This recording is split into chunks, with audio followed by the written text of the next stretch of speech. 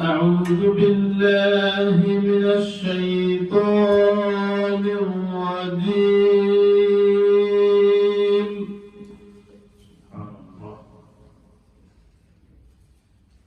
بسم الله الرحمن الرحيم.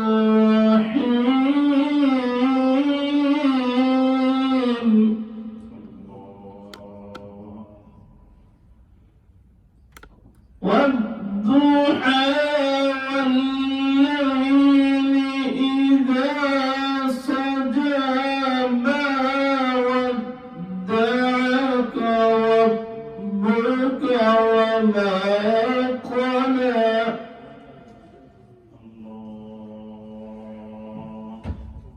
وللآخرة خير لك من الأولى ولسوف يعطيك ربك فترضى.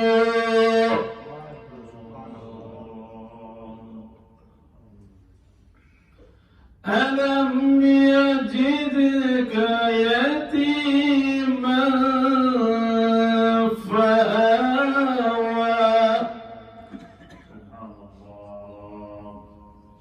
ووجدك ضالا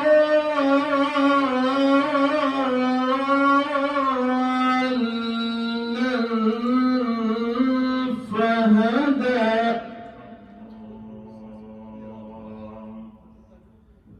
ووجدك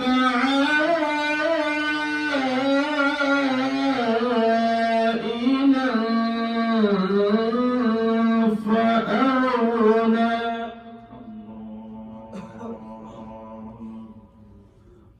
فأما اليتيم فلا تقهر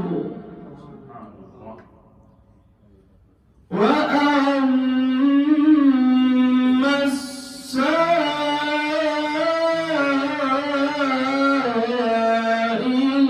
فلا تنهر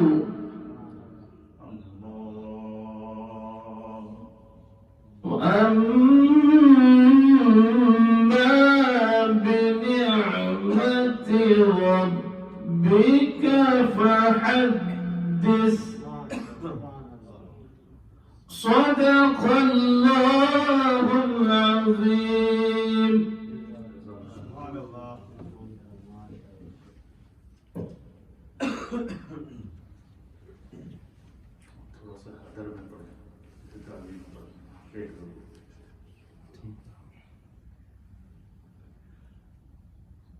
أعوذ بالله من الشيطان الرجيم.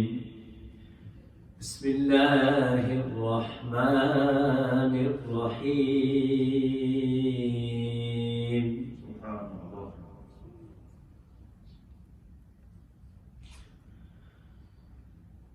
إن في خلق السماوات والأرض واختلاف الليل والنهار لآيات لأولي الألباب الذين يذكرون الله قياما وقعودا وعلى جنوبهم ويتفكرون في خلق السماوات والأرض ربنا ما خلقت هذا باطلا سبحانك فقنا عذاب النار. ربنا إنك من تدخل النار فقد أخزيته وما للظالمين من أنصار. ربنا إننا سمعنا مناديا ينادي للإيمان أن آمنوا بربكم فآمنا. ربنا فاغفر لنا ذنوبنا وكفر عنا سيئاتنا وتوفنا مع الأبرار. ربنا وآتنا ما وعدتنا على رسلك ولا تخزنا يوم القيامة إنك لا تخلف الميعاد صدق الله العظيم. ما شاء الله سبحان الله وبحمده سبحان الله العظيم.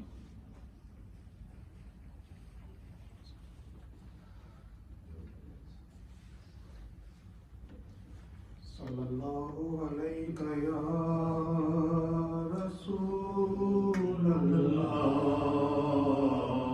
وسلم عليك يا حبيب الله صلى الله عليك يا رسول الله وسلم عليك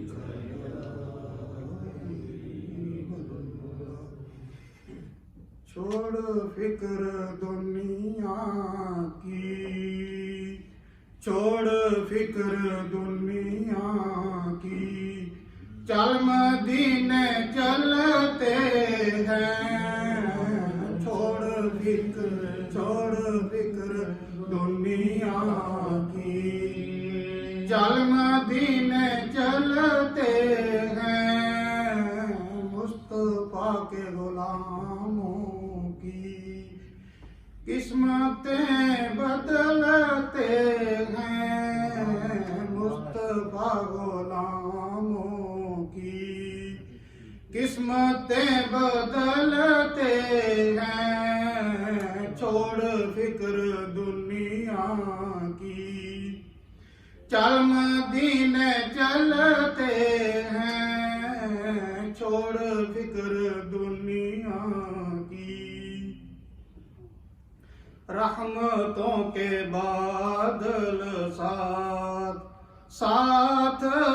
چلتے ہیں رحمتوں کے بادل ساتھ چلتے ہیں مصطفیٰ کے دیوانے گھر سے جب نکلتے ہیں مصطفیٰ کے دیوانے گھر سے جب نکلتے ہیں چھوڑ فکر دنیا کی چل مدینے چلتے ہیں چھوڑ فکر دنیا کی مصطفیٰ کے بازار میں کھوٹے سکے چلتے ہیں مصطفیٰ کے بازار میں کھوٹے سکے چلتے ہیں یہ کرم حضور کا جہاں کھوٹے سکے چلتے ہیں چھوڑ فکر دنیا کی چل مدینے چلتے ہیں چھوڑ فکر دنیا کی سب چلے مدینے میں جہاں کھوٹے سکے چلتے ہیں سب چلے مدینے میں جہاں مجھ سے کھوٹے سکے چلتے ہیں چھوڑ فکر دنیا کی چل مدینے چلتے ہیں چھوڑ فکر دنیا کی چل مدینے چلتے ہیں سبحان اللہ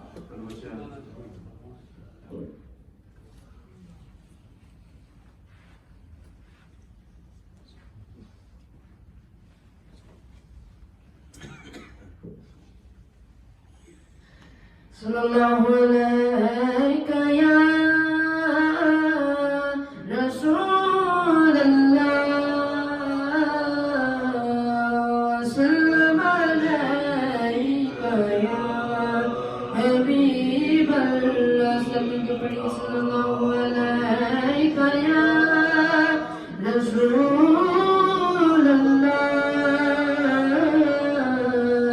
وسلم علیک یا حبیب اللہ تو کجا میں کجا تو کجا میں کجا تو کجا میں کجا تو کجا میں کجا تو کجا میں کجا تو کجا میں کجا تو امیر ہم میں فقیر اجر تو امیر ہم میں فقیر اجر تو امیر حرم میں فقیر اجر تیرے گلہر لب میں طلب ہی طلب تو عطا ہی عطا تو کجا میں کجا تو کجا میں کجا تو کجا میں کجا تو کجا میں کجا الہام ہے جام تیرا الہام ہے جام تیرا قرآن امام ہے تیرا ممبر تیرا عرش بری ممبر تیرا عرش بری یا رحمت للعالمین تو کجا میں کجا تو کجا میں کجا تو کجا میں کجا تو کجا میں کجا خیر البشر رتبہ تیرا خیر البشر رتبہ تیرا آواز حق خطبہ تیرا آفاق تیرے سامعین آفاق تیرے سامعین سائنس جبریل امین یا رحمت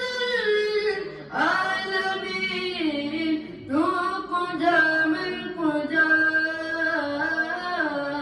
تو کجا میں کجا تو کجا میں کجا تو کجا میں کجا تو کجا میں کجا تو کجا میں کجا سبحان اللہ ماشاءاللہ سبحان اللہ وبحمدہ سبحان اللہ العظیم بارک اللہ السلام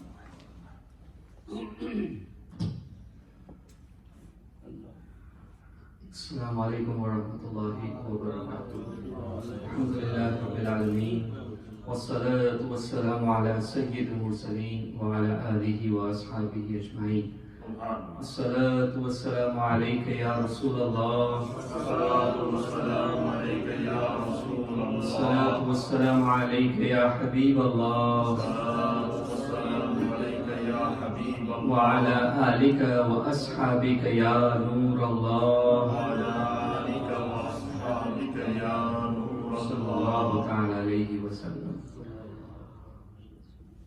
Going back to what we were talking about, I think a few days ago, that Rosa is all about stopping, abstaining. You have to abstain from a lot of things. And to abstain, to stop yourself, to stop your nafs, you need sabr, patience. And that is why Rosa has been termed as half of sabr. Rosa is half of sabr. In fact, Roza is an amal which is only and khalis for the sake of Allah subhanahu wa ta'ala. Subhanallah. In all other amal, in all other deeds, you can have riya. You can show it to people, or you can do it to show it to people. Salah, you pray or you may pray so that people know that you are praying. Zakat, you give, or sadaqat, you give so that people know that you are paying. And so many times we see that people pay, but they want the world to know about it. They want some announcements happening that I have paid this money. Yes, sometimes the masjid makes announcement, that is their duty, that we should acknowledge that people have given. But it shouldn't be your choice that I want the world to know that I have given. So there is a possibility that that amal is not just for the sake of Allah, but you want other people's attention too. In the same way, Hajj, people go Umrah all the time, they go Hajj and they say to people, so maybe there is that inclination that people should know. But Roza is an amal where nobody would know. You can be fasting and nobody else knows. Nobody can know if you are fasting or not unless you tell someone. That is why it is stated that Roza is an amal which is only and only for the sake of Allah. And so Allah subhanahu wa ta'ala said, I will give the jaza of it. I will give the reward. In fact, if you read it in another way, it means I will be the reward. Allah Himself is the reward of fasting. So when you fast and you fast just with the intention of pleasing Allah, you get Allah Himself. And when you get Allah subhanahu wa ta'ala Himself as the reward, then you get everything. So sabr is half of, Roza is half of sabr. And it is also stated that sabr is half of iman. Sabr is half of iman. Iman is doing something and abstaining from something. There are things which iman requires you to do, and there are things which iman requires you to abstain from. Two parts. And that is why sabr is half of iman. But this sabr is not easy. Sabr, where Allah subhanahu wa ta'ala says, Inna Allah ma'as sabirin. If you start doing sabr, then Allah subhanahu wa ta'ala will help you. Allah ta'ala will be with you. إِنَّمَا يُوَفَّى الصَّابِرُونَ أَجْرَهُمْ بِغَيْرِ حِسَابٍ. If you do true sabr, then inshallah Allah subhanahu wa ta'ala will give you unlimited reward. Sabr. So this abstaining, you can say we are divided in three categories. We as people are divided into three categories. There are some people where their nafs is completely under their control. Or we can say nafs mutma'inna. Ya ayyatuhan nafsul mutma'inna irji'i ila rabbiki radiyatan mardiyah. Fadkhuli fi ibadi wadkhuli jannati. That nafs has become such that that nafs is pleased with Allah and Allah is pleased with that nafs. This is with the awliya Allah. Where awliya Allah, they have complete control of their desires. They are not ma'asum. We don't believe anyone to be ma'asum. No imams, no awliya Allah, they are not ma'asum. Ma'asum are only the anbiya. Anbiya are masum, the prophets are masum, the angels are masum, infallible, they just cannot commit sins. Okay? But the awliya Allah, the friends of Allah, these special people, they have the potential to commit sins, but rather they have become mahfuz. Means they are protected by Allah Ta'ala. That means they are so much in control of their nafs that they don't commit sins. That thing in them is dead. And that happens, of course, by the mercy of Allah, but also by a lot of mujahada. They do a lot of mujahada, they do exercise. You know when your body becomes really strong, and no matter how much you hit, it doesn't, matter, because you have done so much exercise with your body. You've probably seen some boxing movies in this respect, where no matter how much you hit, it doesn't matter to that person. In the same way, for the awliya Allah, they did that kind of exercise with their nafs. That their nafs became so weak in that sense, and their good part of the ruh became so strong, the ruh became so strong, that the nafs is almost dead. But that's with the awliya Allah, special people. Then there are some other types where people go to extremes. This is important. Some people think that they have done so many sins, they have not stepped into the masjid for years and years, and they have been engrossed in all kinds of bad things. They think that they will never be forgiven. So they keep doing bad things. They keep doing sins. They have lost hope in the mercy of Allah. They are despairing. And this is haram in Islam. La taqnatu min rahmatillah. Do not despair in the mercy of Allah. Your sins might be big and huge, but they cannot be bigger than the mercy of Allah. They cannot be more than the mercy of Allah. So as a mu'min, we never despair. We have hope in the mercy of Allah, no matter what we have done. If we want to mend our ways, Allah subhanahu wa ta'ala is still willing to forgive. Just like the kuffar, people before Islam, they did so many bad things. They killed the Sahaba. Okay, they killed the likes of Sayyidina Amir Hamza radiallahu ta'ala. They wanted to kill the Prophet sallallahu alaihi wasallam himself. But as soon as they prayed the kalima, it wiped their life. Everything that they had done before is wiped off. They start fresh. Same way with a Muslim. The moment you do sincere tawbah, Allah subhanahu wa ta'ala is willing to forgive whatever you have done in the past.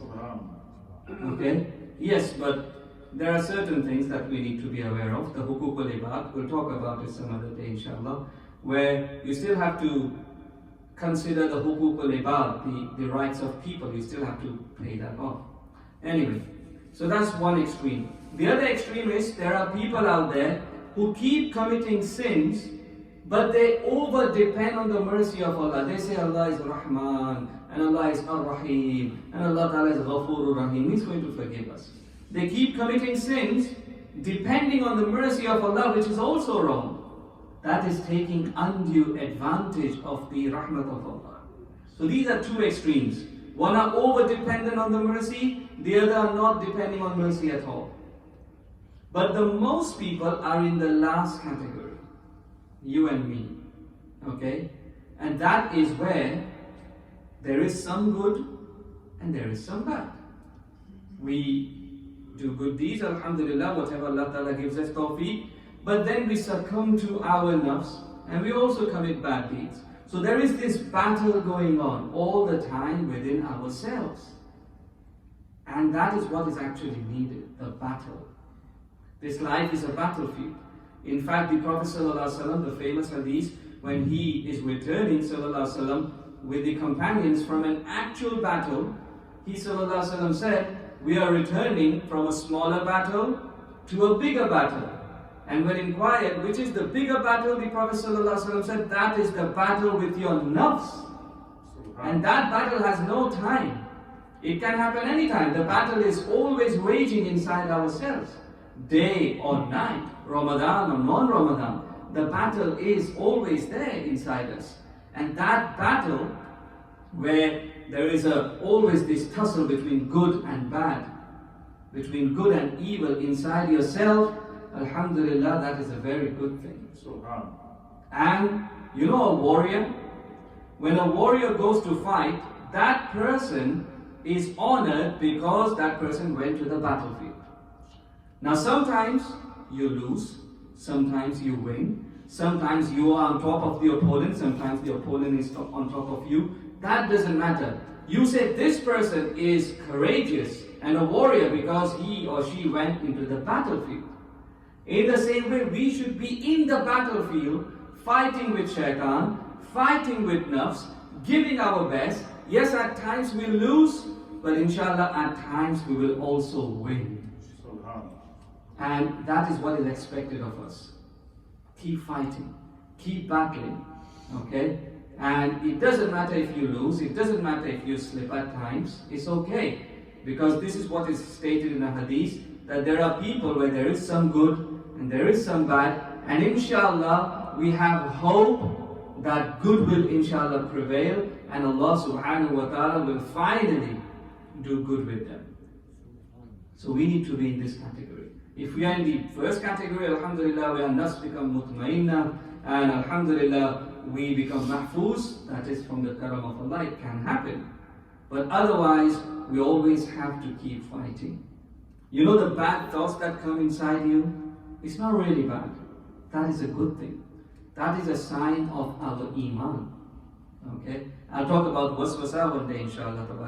A lot of people, they suffer from waswasas, the whispers of shaitan. Okay? It's not necessarily a bad thing, it is a good thing. So keep fighting. If you feel like there is this urge to commit sins, that means, yes, your heart is still alive. And shaitan is still trying to attack you.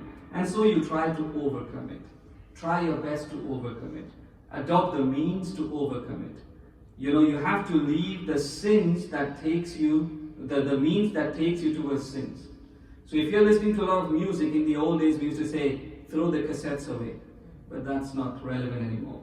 Then throw the CDs away. That's not even relevant anymore. It's all there now. It's always there. The whole database is there. The whole library is there. So you need to get rid of those songs so that you don't listen to songs. Leave and abandon the means which takes you towards sins. But the bottom line is, this battle will continue till the last breath of your life. I told you, shaitan will keep coming, will keep coming, will keep coming. And inshallah, if you are sincere enough, Allah will keep saving you and keep saving you and keep saving you. And finally, iman will prevail. May Allah subhanahu wa ta'ala give us a tawfiq to be steadfast on iman and to overcome our nafs and our desires and the instincts of shaitan. Wa akhiru da'wana alhamdulillahi rabbil alameen. Subhanallah wa bihamdihi, subhanallahil azim. شرائع مغفرت ہمارے درمیان موجود ہے، اور آؤ مل کر اللہ رب العالمین کی بارگاہ سے مغفرت طلب کریں، توبہ طلب کریں، استغفار طلب کریں، رب کا قرب حاصل کریں۔ حدیث پاک کے اندر اللہ کے حبیب علیہ الصلوۃ والسلام نے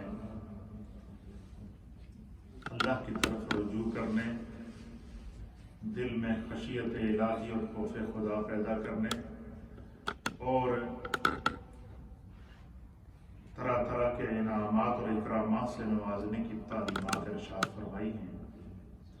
صحابہ اکرام رضوان اللہ تعالی علیہم اجمعین جب بھی مسجد نبوی شریف میں سرکار دو عالم صلی اللہ تعالی علیہ وآلہ وسلم کی بارگاہ میں آتے تو حضور علیہ الصلوۃ والسلام نے اللہ کے ذکر میں مصروف رکھتے تھے، کچھ نہ کچھ ان کو تعلیم فرماتے رہتے تھے۔ تسبیحات کرو، فرائض کے بعد یہ پڑھو، تلاوت کرو، نماز ادا کرو، یہ کرو گے تو قرآن کا ایک حرف پڑھو گے، اس کے بدلے اللہ تمہیں 10 نیکیاں عطا فرمائے گا۔ سبحان اللہ و بحمدہ، سبحان اللہ العظیم پڑھو، استغفار کرو۔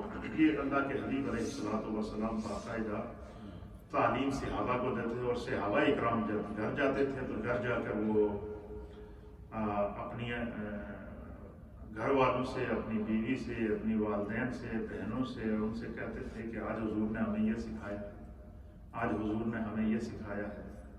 تو ایک دن سرکار دو عالم صلی اللہ تعالیٰ علیہ وسلم مسجد نبوی شریف میں موجود تھے، جمعہ کا دن تھا، تو کچھ خواتین، کچھ اسلامک بہنیں وہ وہاں تشریف لائیں، اور کافی تعداد میں تشریف لائیں۔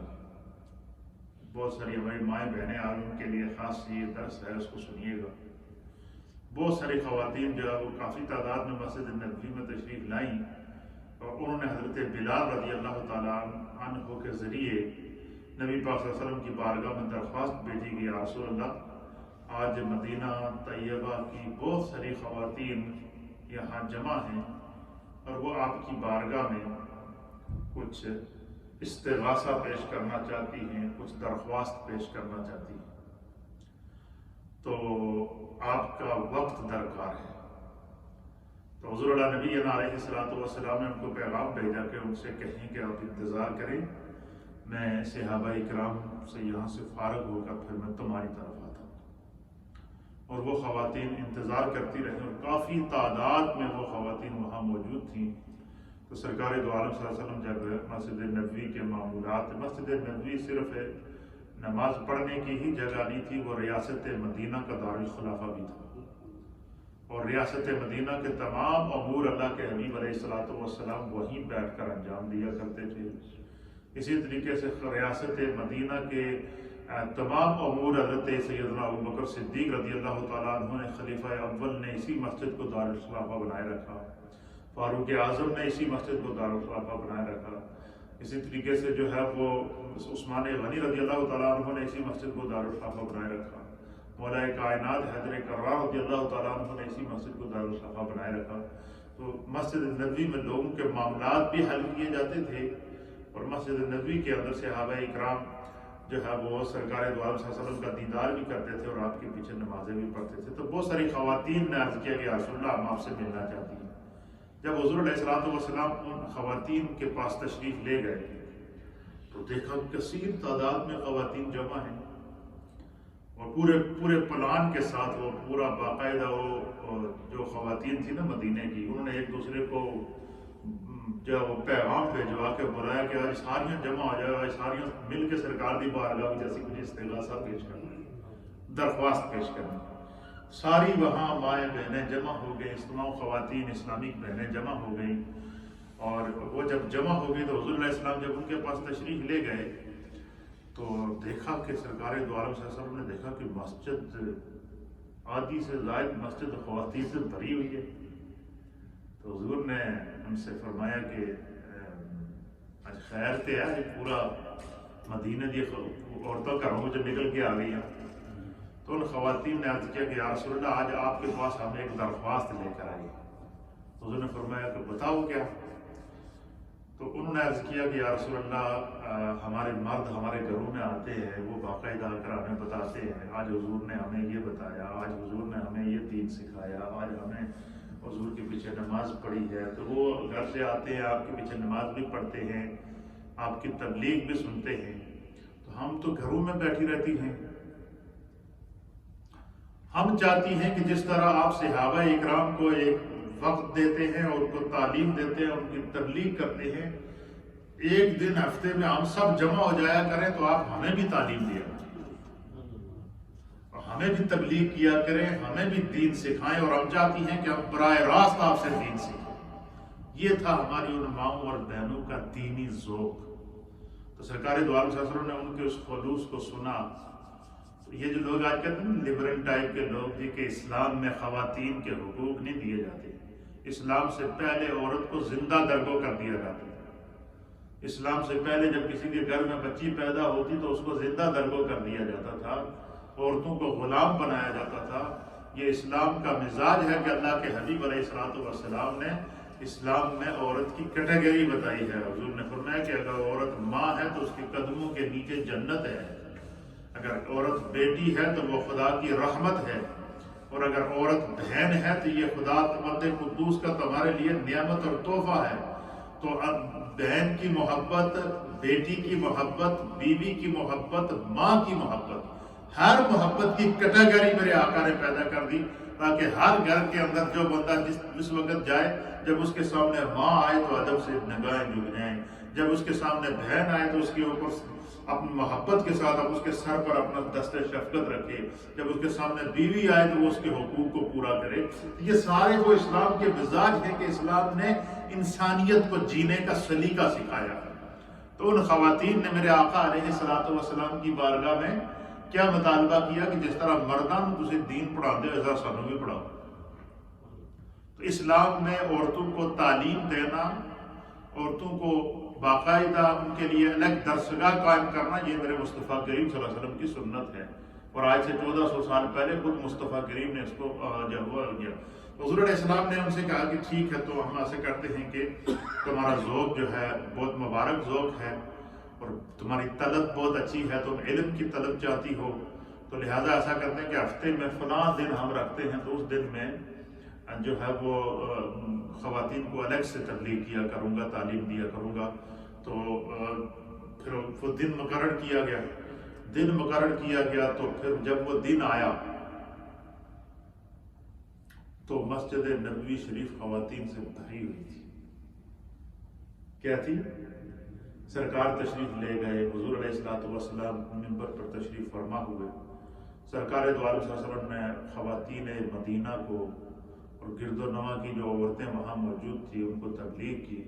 حضور علیہ الصلوۃ والسلام نے سب سے پہلے ان کو یہ سنایا کہ شب معراج کو میں نے دیکھا کہ بہت ساری عورتیں ایسی تھیں کہ جن کو زیادہ عذاب اس وجہ سے دیا جا رہا تھا کہ ان کے پاس زیورات موجود تھے، وہ اس سے زکوٰۃ نہیں نکالتی تھی. ان کے پاس مال موجود تھا، اس سے صدقہ نہیں کرتی تھی، اور وہ اکثر دوسروں کی غیبت کے اندر وقت گزارا کرتی تھی. تو حضور علیہ الصلوۃ والسلام نے فرمایا کہ تم اللہ کے راستے میں مال خرچ کیا کرو، اپنے زیوروں سے زکوٰۃ نکالا کرو، اور دل کے اندر خوف خدا پیدا کرو. اب سرکار دو عالم صلی اللہ علیہ وسلم کی اس گفتگو کا اتنا ان خواتین پر اثر ہوا تو انہوں نے نبی پاک کی بارگاہ میں عرض کیا کہ یا رسول اللہ، آپ حضرت بلال کو حکم دیں کہ وہ باہر کھڑے ہو جائیں چادر لے کر. جس وقت ہم یہاں سے نکلیں گی تو ہمارے پاس جو کچھ ہے اللہ کی توفیق ہے، ہم اللہ کے راستے میں خرچ کریں گی. حدیث کے اندر آتا ہے کہ سرکار دو عالم حضرت بلال باہر کھڑے رہے. ہم نے چادر یہاں سے پلو کرتے کا آگے کیا ہوا تھا تو عورتیں وہاں سے گزرتی، کوئی اپنی سونے کی چوڑی اتار کے اس کے اندر ڈالتی، کوئی بالی اتار کر ڈالتی، کوئی جو کچھ نے کچھ زیور پہنا ہوا اٹھا کر ڈالتی، کسی کے پاس کوئی سکے دینار اور دراہم موجود ہوتے تو وہ ڈالتے. حضرت بلال کہتے ہیں کہ میں نے دیکھا کہ میری جھولی اور وہ جو چادر تھی وہ بھر گئی تھی. جو خواتین نے نبی پاک صلی اللہ علیہ وسلم کی بارگاہ میں پھر حضور علیہ الصلوۃ والسلام نے ایک مرتبہ پھر حدیث پاک سماعت فرمائی. یہ درس میرا خاص طور پر ہماری ماؤں بہنوں کے لیے ہے، غور سے اس کو سنیے گا کہ گھر میں بیٹھے ہمیں کیا کرنا چاہیے. جب بھی ہم فری ہوں ہمیں کیا کرنا چاہیے. ہمارے یہاں اکثر عورتوں کی یہ عادت ہوتی ہے کہ جب وہ فری ہوتی ہیں، کوئی کام نہیں ہوتا تو وہ پھر غیبت کرتی ہیں، دوسرے کی بدگوئی کرتی ہیں، دوسروں کے خلاف باتیں کرتی ہیں، ایک کی بات دوسری کو پہنچاتے ہیں، دوسری کی بات تیسری کو پہنچاتی ہیں. وہ اپنی طرف سے تو بڑا نیکی کا کام کر رہی ہوتی ہے، لیکن حقیقت میں وہ اپنی نیکیاں ضائع کر رہی ہوتی ہیں. بعض وہ ہوتی ہیں کہ جن کا یہی کام ہوتا ہے کہ وہ اپنے میاں کی برائی کر رہی ہوتی ہیں دوسری عورتوں کے سامنے. اسی طریقے سے گھروں کے اندر کوئی چھوٹی موٹی چپکلش ہو جائے تو اس کو پھر کھول کھول کر بیان کرتی ہیں، تو پتہ چلتا ہے کہ وہ بات جو ہے وہ ایک سے دوسروں تک پہنچتے پورے محلے کے اندر ڈنڈورا پٹ گیا. تو حضرت یسائرہ رضی اللہ، حدیث پاک ہے، اس کو امام ترمذی نے سنن ترمذی کے اندر نقل فرمایا ہے، وَأَنْ يُسَائِرَةَ وَكَانَتْ مِنَ الْمُهَاجِرَاتِ. حضرت یسائرہ رضی اللہ تعالی عنہ یہ بہت عظیم صحابیہ تھی، اور ان کے بارے میں سرکار نے فرمایا کہ وَكَانَتْ مِنَ الْمُهَاجِرَاتِ، جن عورتوں نے اللہ کے راستے میں ہجرت کی تھی ان ہجرت کرنے والی عورتوں میں ایک حضرت یسائرہ بھی تھی، جنہوں نے اللہ کے دین کی خاطر اپنا وطن چھوڑا، مکہ چھوڑ کر مدینے آئی. مہاجرات میں سے تھی، مہاجر خواتین میں سے تھی، ہجرت کرنے والی خواتین میں سے تھی. وہ خواتین جنہوں نے اسلام کی خاطر مائیگریشن کی ہے، جو ایک جگہ سے دوسری جگہ ہجرت کی ہے، مائیگریٹ ہوئی ہیں، ان میں سے تھی حضرت یسائرہ. آپ فرماتی ہیں کہ قالت، کہتی ہیں کہ قال لنا رسول اللہ صلی اللہ تعالی علیہ وآلہ وسلم. حضرت یسائرہ کہتی کہ ہم بہت ساری عورتیں جمع تھیں، سرکار دو عالم صلی اللہ علیہ وسلم نے ہم سب کو درس دیا. کیا دیا؟ ہم سب کو فرمایا. حضور نے کیا فرمایا؟ سرکار نے فرمایا علیکن بالتسبیح والتحلیل والتقدیس وقدنا بالانادل فإنہن مسئولات او کما قال علیہ الصلوۃ والسلام. حضرت یسائرہ کہتی ہیں کہ بہت ساری اب خواتین بیٹھی تھیں تو سرکار دو عالم صلی اللہ تعالی علیہ وآلہ وسلم نے ہمیں مخاطب کر کے فرمایا کہ علیکن بالتسبیح تمہارے لیے حکم یہ ہے کہ تم اللہ کی زیادہ سے زیادہ تسبیح پڑھا کرو. کیا کیا کرو؟ والتحلیل، اور اللہ تعالیٰ کی تحلیل کیا کرو. والتقدیس، اور اللہ تعالیٰ کی تقدیس بیان کیا کرو. وقدنا بالانامل، اور ہاتھوں کی انگلیوں کے اوپر وظائف کیا کرو، تسبیحات پڑھا کرو. کیا کیا کرو؟ ہاتھوں کی انگلیوں کے اوپر کیا کیا کرو؟ تسبیحات پڑھا کرو. یہ جو ہم تسبیح استعمال کرتے ہیں تو کچھ لوگ پوچھتے ہیں تسبیح استعمال کرنا کہاں سے جائز ہے؟ اس حدیث کے اندر حضور علیہ الصلوۃ والسلام نے حضرت یسیرہ اور مدینہ کے اندر موجود بہت ساری خواتین کو یہ وصیت کی ہے کہ علیکن بالتسبیح والتحلیل والتقدیس وقدنا بالانامل، کہ تم اللہ کی تسبیح، اللہ کی تقدیس، اللہ کی تحلیل انگلیوں کے اوپر پڑھا کرو، حساب کر کے انگلیوں پہ گنتی کر کے اللہ کی تسبیح کیا کرو، پڑھا کرو. کیوں پڑھا کرو؟ پھر سرکار نے فرمایا کہ فَإِنَّهُنَّ مَسْئُولَاتٌ، قیامت کے دن اللہ تعالیٰ ہاتھ کی یہ جو 10 انگلیاں ہیں، ان انگلیوں کو اللہ زبان دے گا اور یہ گفتگو کرے گی. قرآن پاک کے اندر 15ویں پارے میں اللہ تعالیٰ نے فرمایا کہ انسان کے جو جسم کے اعضاء ہیں، کان، زبان، ناک، آنکھیں، ہاتھ، پاؤں، اعضاء جسمانی کو اللہ فرماتا ہے کہ اللہ تعالیٰ ان کو قیامت کے دن قوت گویائی عطا فرمائے گا، بولنے کی طاقت عطا فرمائے گا. اور ہر ایک کام جو ہم نے اپنے ہاتھوں سے کیا ہے وہ ہاتھ بول کر بتائیں گے، جو آنکھوں سے کیا آنکھیں بول کر بتائیں گے، جو کانوں سے سنا ہے کان خود بول کر بتائیں گے، گواہی دیں گے. جو قدم سے کیا ہے جو وہ قدم بول کر اللہ کی بارگاہ میں گواہی دیں گے.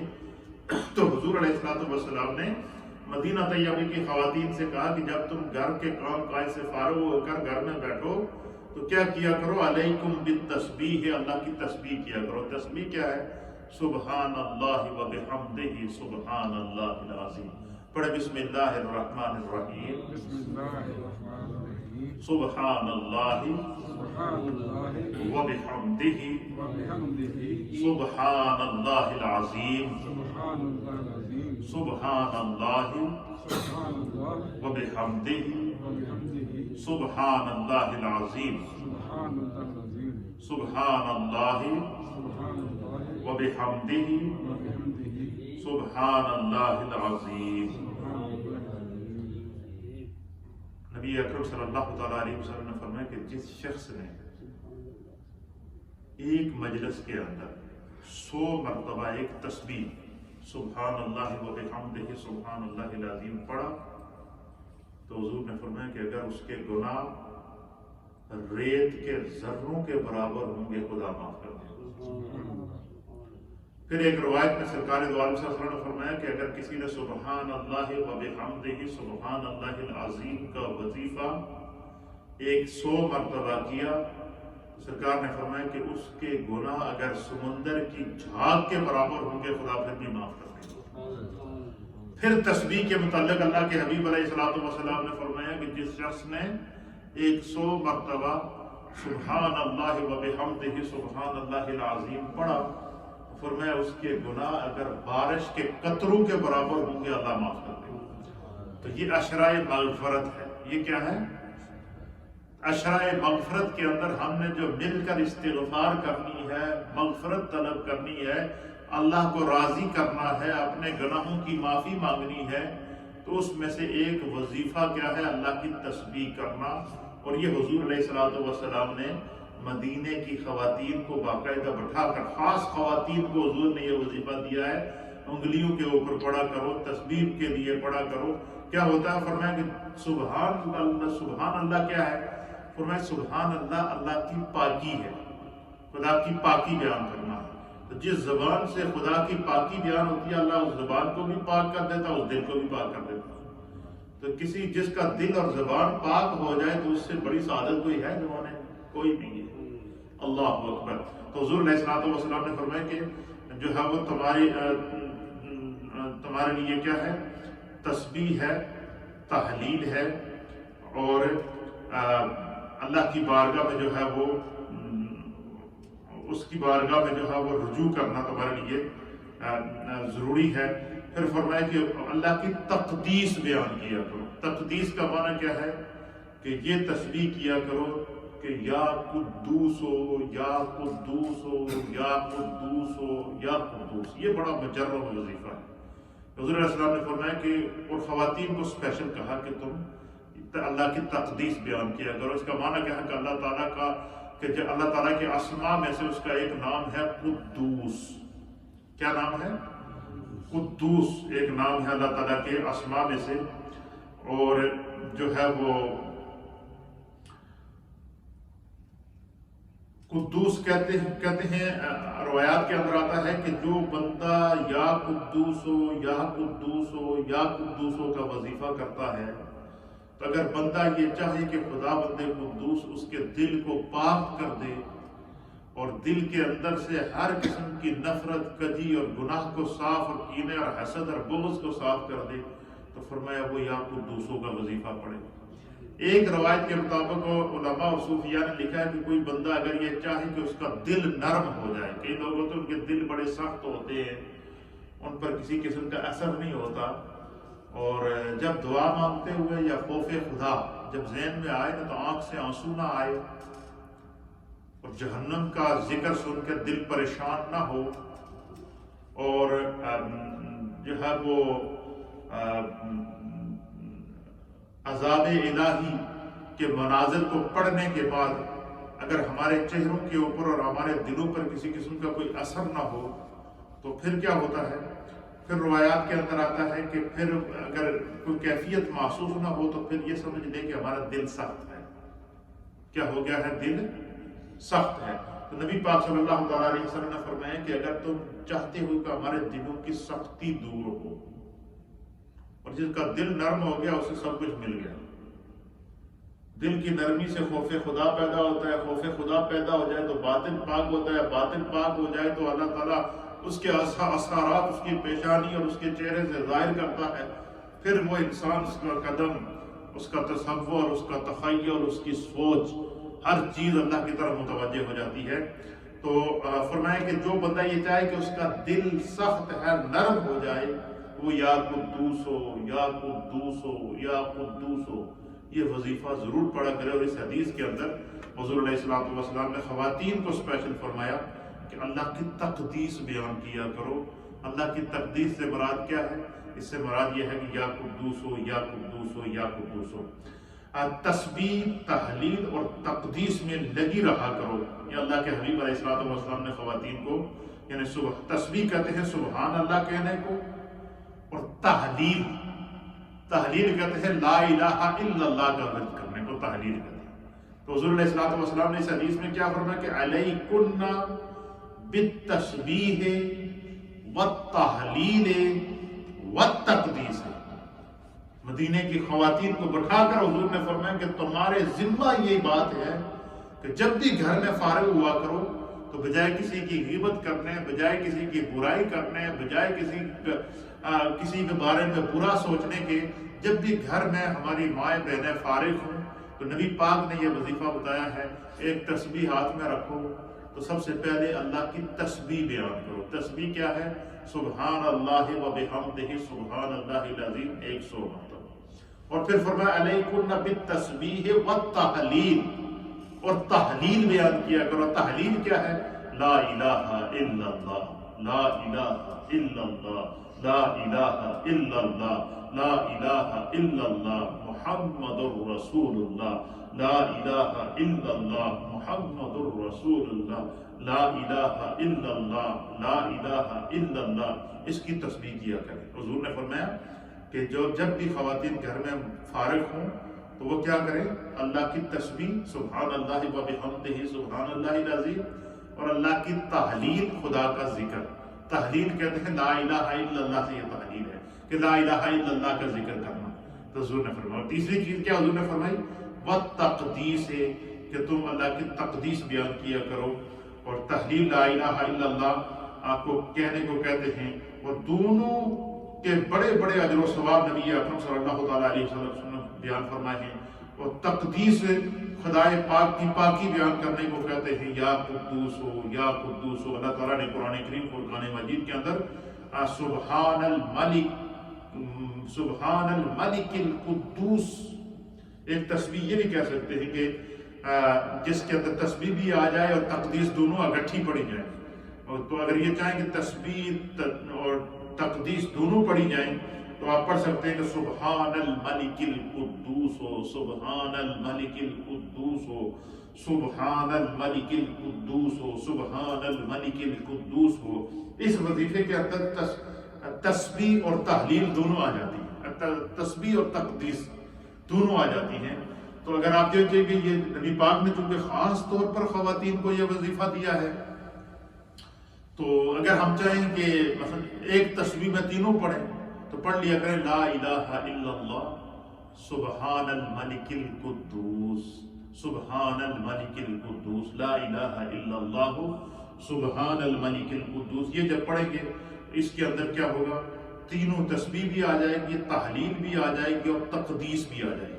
اور فرمایا کہ جس کا دل سخت ہو اور وہ چاہے کہ اس کا دل نرم ہو جائے تو علماء اور صوفیاء کہتے ہیں کہ وہ یہ مجرب وظیفہ ہے اولیاء اللہ کا، کہ اگر کوئی بندہ چاہے وہ مرد ہو یا خاتون ہو، وہ یہ چاہے کہ اس کا دل نرم ہو جائے، دل کی سختی اللہ دور کر دے اور دل کے اندر خدا خوف خدا پیدا کر دے، تو یا قدوس ہو یا قدوس ہو یا قدوس ہو یا قدوس ہو کا وظیفہ کیا کرے۔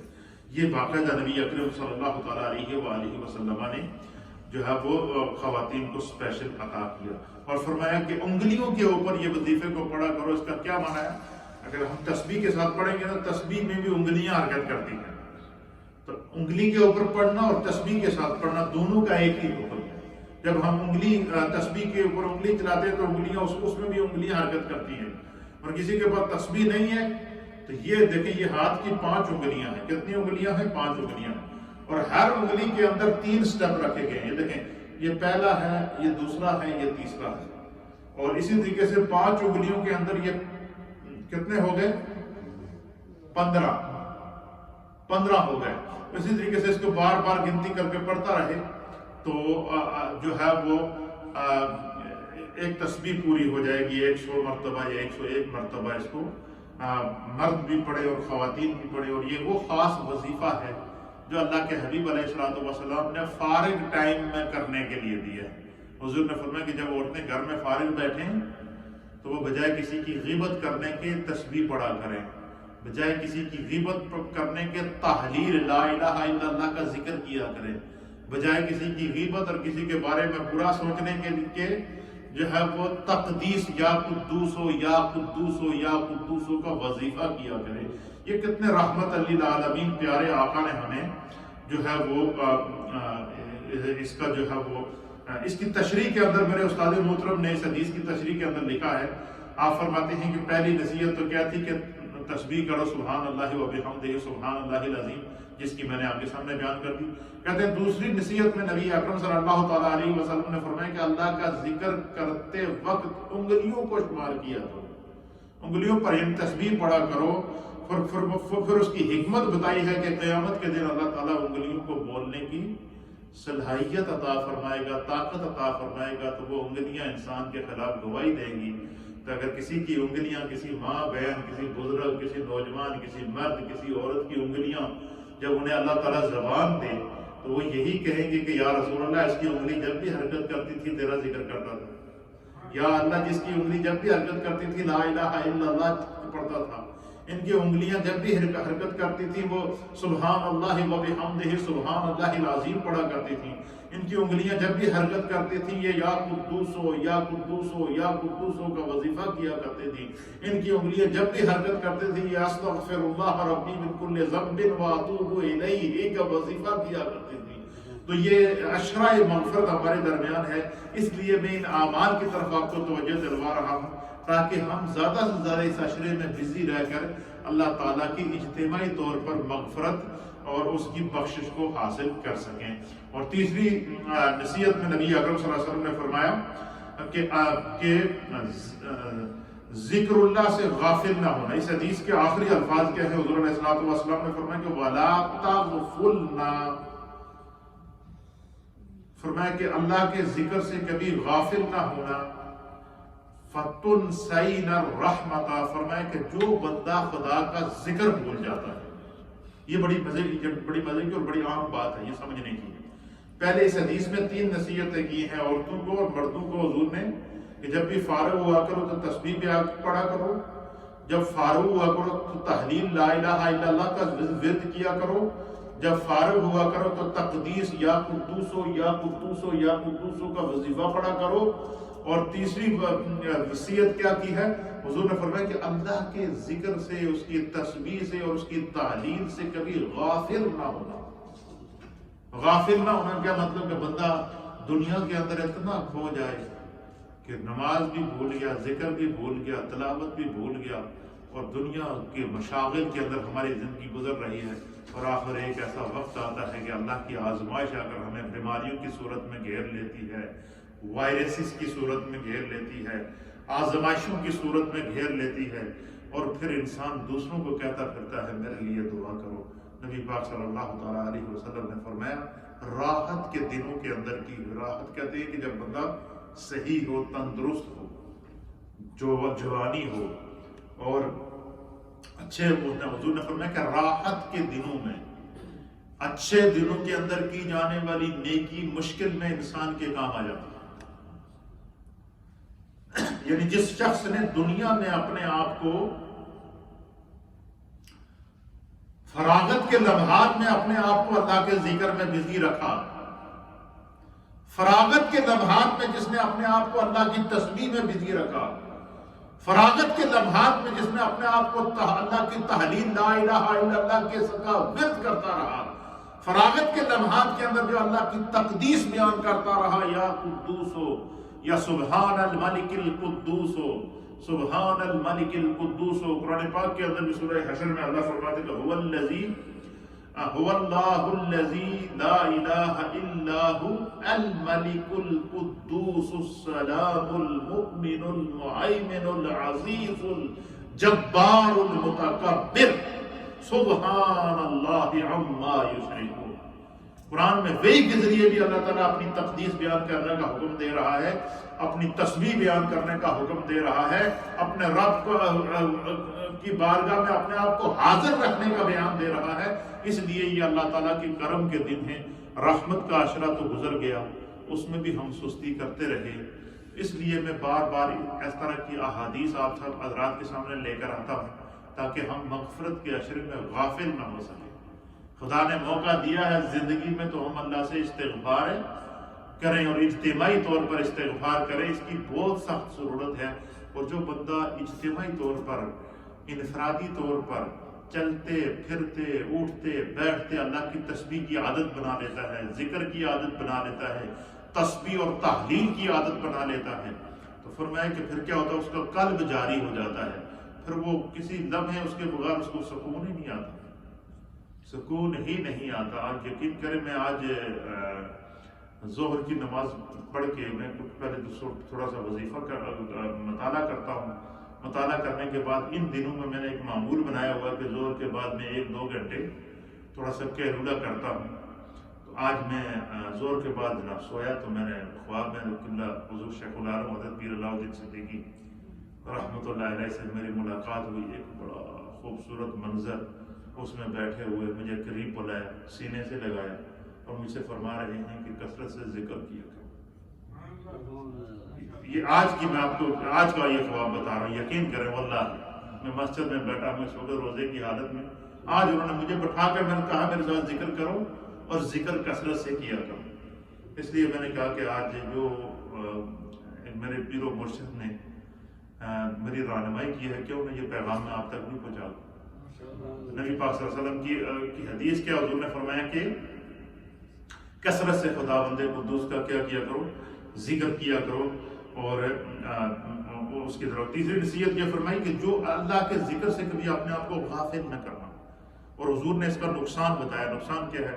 فرمایا جو خدا کے ذکر سے غافل ہوتا ہے اللہ کی رحمت اس کو بلا دیتی ہے. اللہ کی رحمت بھلا دینی کا کیا معنی ہے کہ اللہ تعالیٰ اس کی طرف توجہ کو ہٹا دیتا ہے، خدا اس کی طرف نظر رحمت نہیں فرماتا، اس لیے کہ اللہ کہتا ہے کہ میں نے تمہیں زندگی دی ہے، اولاد دی ہے، مال دیا ہے، رزق دیا ہے، روزگار دیا ہے، عزت دی ہے، تقریم دی ہے، سب کچھ دیا ہے، اقتدار دیا ہے، معاشرے میں ساری نعمتیں میں نے تمہیں دی ہے، اور تمہارے اپنے جسم کے اندر اتنی نعمتیں ہیں کہ وَإِن تَعُدُّوا نِعْمَتَ اللَّهِ لَا تُحْصُوهَا، کہ خدا نے تمہیں اتنی نعمتیں عطا کی ہیں کہ تم ان کو شمار کرنا چاہو تو نہیں کر سکتے۔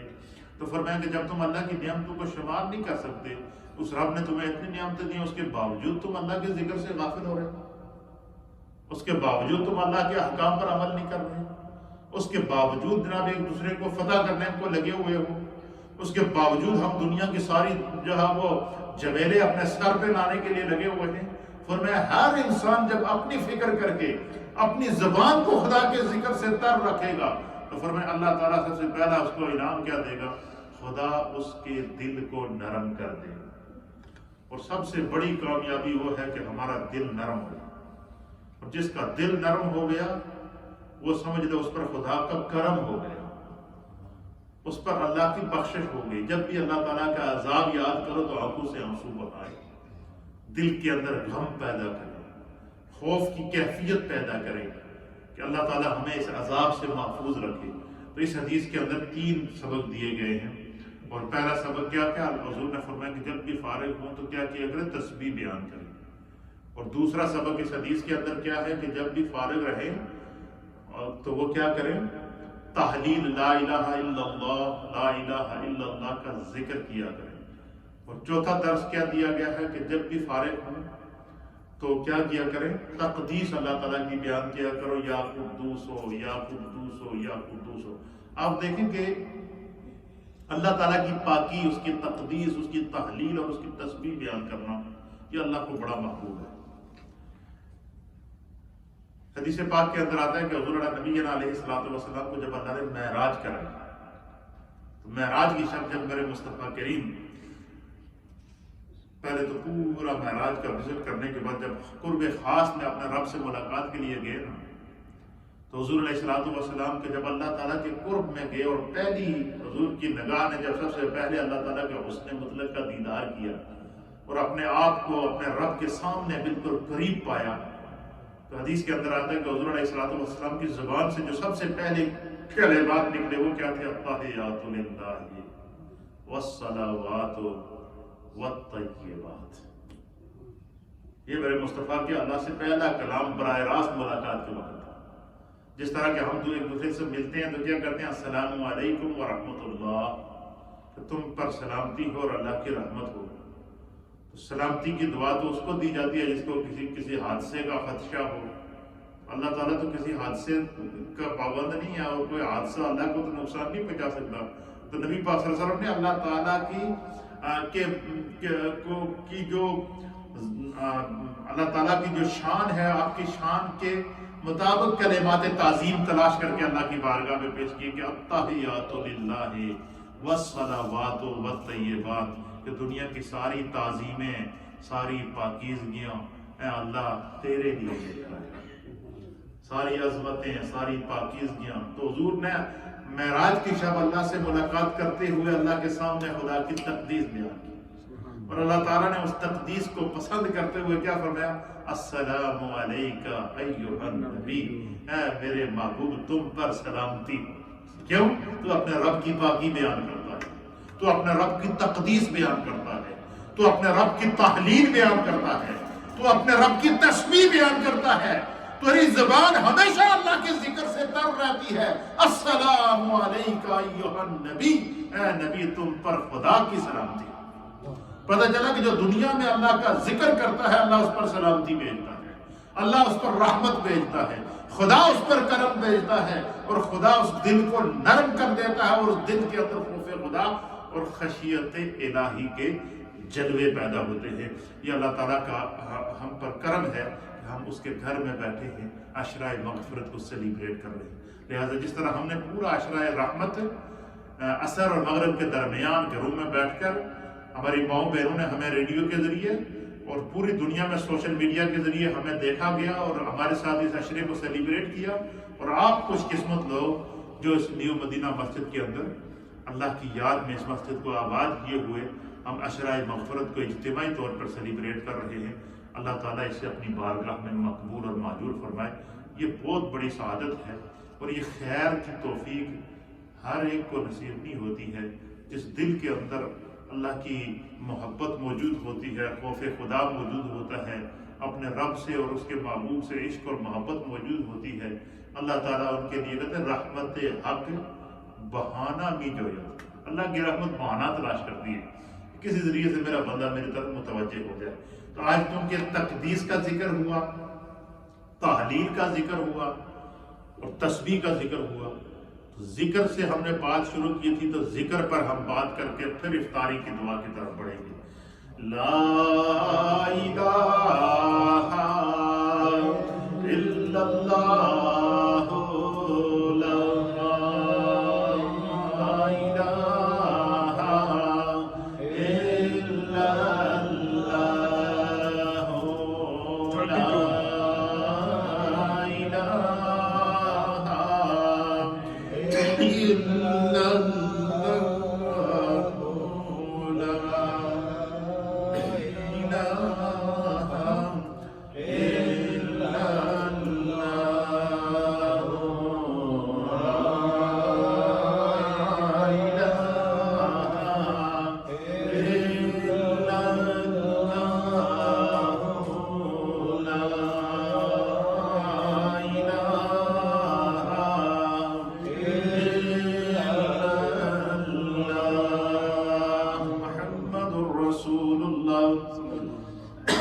صلی اللہ تعالی علیہ وآلہ وسلم۔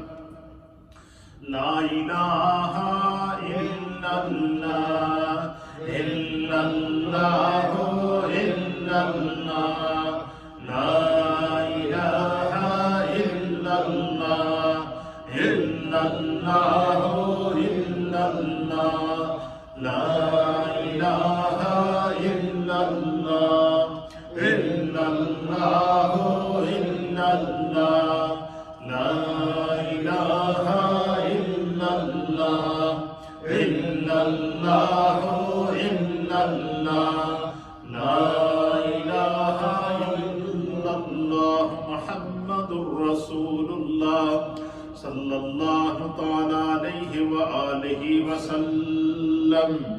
اللہ اللہ اللہ اللہ اللہ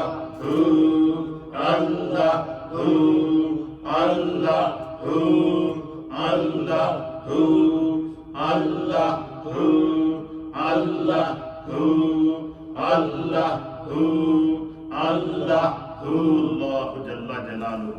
ایک دفعہ سورہ فاتحہ شریف، 3 دفعہ سورہ اخلاص شریف اپنے اپنے مرحومین کے ایصال ثواب کی نیت سے پڑھیں۔